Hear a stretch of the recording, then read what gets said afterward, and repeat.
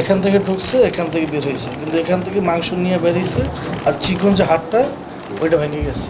প্রায় 400-র উপরে সীসা বুলেট কি হয়েছে, তবে আমার বুক ছিদ্র হইয়া পিছন দিয়ে বের হয়ে যায়। আমি যখন পিঠের দিকে তাকাই তখন দেখি যে আমার নারী বুড়ি সহ সব বের হয়ে গেছে সামনে। ছিল আমাদের পরিকল্পনা ছিল হয়তো মরবো, আমাদের স্বাধীন করবো। শহীদ তামান্না বুকে নিয়ে আমি মাঠে নেমেছিলাম। এখানে লেগে তারপর পিছন দিয়ে বের হয়ে গেছে। পিছনেও তো ব্যান্ডেজ আছে। জি, আমার নিউজ ফিডে একটা পোস্টও করেছিলাম, যদি আমি মরে যাই তাহলে আমার মায়ের পাশে যেন আমাকে দাফন করা হয়। যখন গুলি খেয়ে পড়ে যাই তখন আমার মাকে একটা কথাই বলছিলাম যে মা, তোমার দেশ স্বাধীন হইলে তোমার ছেলে শহীদে মৃত্যু হবে। আমাদের মূল টার্গেটটাই ছিল এটা, আমাদের মানে পিছিয়ে তাকার মতো আমাদের মুখ ছিল না, আমরা যত সামনেই ছিলাম। বিশেষ করে আমাদের পুলিশ এবং ছাত্রলীগ, বিশেষ করে বাড্ডায় আমাদের বেশি আমার উপরে আক্রমণ গেছে। আমাদের উপরে মানে বিশেষ করে প্রথম তো রবারের গুলি ছাড়ছে, টিয়ারসে ছাড়ছে, তারপর হেলিকপ্টার থেকে গুলি ছাড়ছে। ওইগুলি বিশেষ করে আমাদের ঘাড় পাতায় পড়ছে এবং আমরাও তারপর ইনশাল্লাহ মাঠ আমরা ছাড়ি নাই, আমাদের মাঠ দখলে ছিল শুরু থেকেই।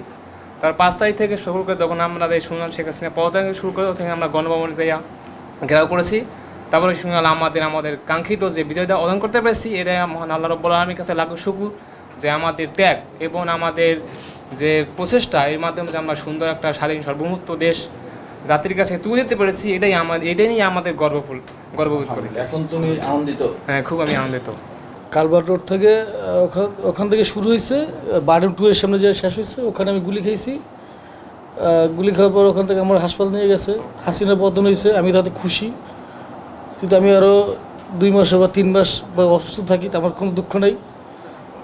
সবচেয়ে বড় কথা হচ্ছে আমার ভাই একজন মারা গেছে, নবীন ভাই, আমার খুব বড় ভাই, আমার সাথেই ছিল, আমরা একসাথেই ছিলাম। সবাই তার জন্য দোয়া করবে। আল্লাহ হাফেজ। আপনার আহতটা কোথায়? পায়ে তো? পায়ে।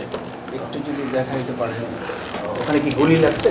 এখান থেকে ঢুকছে, এখান থেকে বের হয়েছে, কিন্তু এখান থেকে মাংস নিয়ে বেরিয়েছে আর চিকন যে হাড়টা ওইটা ভেঙে গেছে। এখন কি ব্যথা আছে এখানে? জি, ব্যথা আছে। হাড় কি ভাঙছে? ডাক্তার কি বলছে? চিকনটা ভাঙছে। চিকনটা ভাঙছে। এমনি কভার হবে তো? ওই যে সার্জারি করবে আর কি। আল্লাহ আল্লাহ রহম করুন। প্রায় 400-র উপরে সীসা বুলেট কি হয়েছে। তো আল্লাহ পাকের কাছে এইটাই শুকরিয়া, যখন গুলি খেয়ে পড়ে যাই তখন আমার মাকে একটা কথাই বলছিলাম যে মা, তোমার দেশ স্বাধীন হইলে তোমার ছেলে শহীদে মৃত্যু হবে। তা আলহামদুলিল্লাহ, শুকরিয়া যে এই স্বৈর শাসনের ইতে আমাদের রক্ত আছে। আশা করি সামনের দিনগুলো আগামীর বাংলাদেশ এই বৈষম্যহীন বাংলাদেশ হবে, শান্তিপ্রিয় বাংলাদেশ হবে। আসসালামু আলাইকুম। তখন আসিফ মাহমুদ বর্তমান যে উপদেষ্টা, আমরা একসাথে আন্দোলন করছিলাম শাহবাগে। পরবর্তীতে আমার বাসা যাত্রাবাড়ি ছিল, আমি যাত্রাবাড়ি ফ্লাইওভারে ওখানে আপনার গ্রিন ইউনিভার্সিটি, অন্যান্য ইউনিভার্সিটি সহকারে আমি ওখানে ছাত্রদের নেতৃত্ব দিয়েছিলাম ফ্লাইওভার ট্যাঙ্কের সামনে।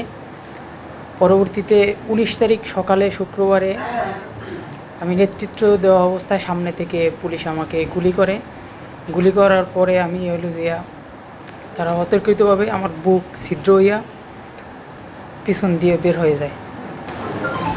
এখানে লেগে তারপর পিছন দিয়ে বের হয়ে গেছে।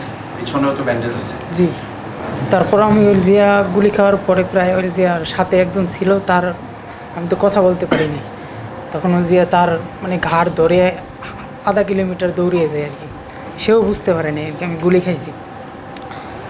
পরবর্তীতে আমার হসপিটালে নিয়ে গেছিলে, তখন একটা অ্যাম্বুলেন্স ছিল, কিন্তু যখন শুনছে যে আমি গুলি খেয়েছি, সে নিতে রাজি হয়নি। পরে রিক্সায় আমি অনেক কষ্ট করে তারপরে গেছি। পরে আমি আইসিইউতে ছিলাম, আমার হইলো যে জ্ঞান ফিরে নাই। তো অনেকক্ষণ পর জ্ঞান ফিরছিলাম, আমার প্লিহা যেটা ছিল পুরোটাই কেটে ফেলছে। তারপর রেড জোনে থাকা অবস্থায় পুলিশে আমারে হাতের ফিঙ্গারপ্রিন্টের ভেরিফিকেশন নিয়ে এনেছিল মুগদা মেডিকেল থেকে, কিন্তু তখনও আমি শক্ত ছিলাম। শুধু ইচ্ছে ছিল যে দেশ স্বাধীন হওয়ার অপেক্ষায়। ধন্যবাদ সবাইকে। তো 18 তারিখে সকাল থেকে আমি মাঠে ছিলাম আন্দোলনে, শহীদ তামান্না বুকে নিয়ে আমি মাঠে নেমেছিলাম। আমার নিউজ ফিডে একটা পোস্টও করেছিলাম, যদি আমি মরে যাই তাহলে আমার মায়ের পাশে যেন আমাকে দাফন করা হয়। তো সকাল থেকেই ছিলাম মাঠে। আসরের নামাজের পরে হলো আমার গুলিটা লাগছে হলো আজমপুরে উত্তরা। তো গুলিটা যখন লাগছে আমার পিঠ দিয়ে লেগে পেট দিয়ে বের হয়ে গেছে। আমি যখন পিঠের দিকে তাকাই তখন দেখি যে আমার নাড়ি বুড়ি সহ সব বের হয়ে গেছে সামনে। তো আমি তখন ভাবছি হয়তো আমি আর বাঁচবো না। তো এরপরে আমাকে কয়েকজন ধরে কুয়েত মধ্যে হসপিটালে নিয়ে গেছিলো। ওখান থেকে ডক্টর রেফার করছে ঢাকা মেডিকেলে। তো অ্যাম্বুলেন্সে আসার সময় অনেকে আমাকে আর কি ইট পাটকা ছুঁড়ে মারছে আমাদের অ্যাম্বুলেন্সের ওপরে। তো আসার পরে অপারেশনের পরে ওখানে আবার ঘাইতে ইনফেকশন হয়ে গেছিল। তো ডক্টর বলছে আপনি বেশি দিন এখানে থাকলে নাড়ি বুড়ি সব ফুটো হয়ে যাবে। এরপরে আমরা একটা প্রাইভেট মেডিকেলে চলে আসছিলাম। ওখানে অনেকেই কোনো হসপিটালে অ্যাডমিট নিতে চায় না গুলি খেয়েছে জন্য। পরে এক হসপিটাল ছিল পরিচিত, ওখানে অ্যাডমিট করেছি আর কি।